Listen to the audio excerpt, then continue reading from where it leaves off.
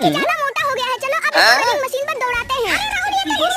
अच्छा तो मीना तुम पिक को पकड़ो, अभी मैं घुमाता हूँ। जल्दी पकड़ो, ये तो गिर गया। अरे मीना लगता है मशीन को ढीला करना पड़ेगा। चलो तुम पिक को संभाल लो। ठीक है राहुल, मैंने इसे पकड़ लिया। अरे बाप रे, ये तो भाग रहा है। राहुल पकड़ो। अरे मीना अभी इसे जाने दो, तब तक मैं इसमें मोटर फिट कर देता हूँ जिससे लाइट से चले। मैं मोटर को फिट करके जल्दी से पहिए भी फिट कर देता हूँ। तो अब दोनों तरफ के पहिए तो फिट हो चुके हैं। चलो अब मैं इस पट्टी को भी बिछा देता हूँ। अरे मीना अब तुम जाओ और जल्दी से पिक को पकड़ के लाओ। ठीक है राहुल, ये लो आ गए। अरे बाप रे, ये तो रुकता ही नहीं। राहुल भाग गया, पकड़ो। इंडिया से हो तो वीडियो को लाइक करना और चैनल को सब्सक्राइब करना ना भूले।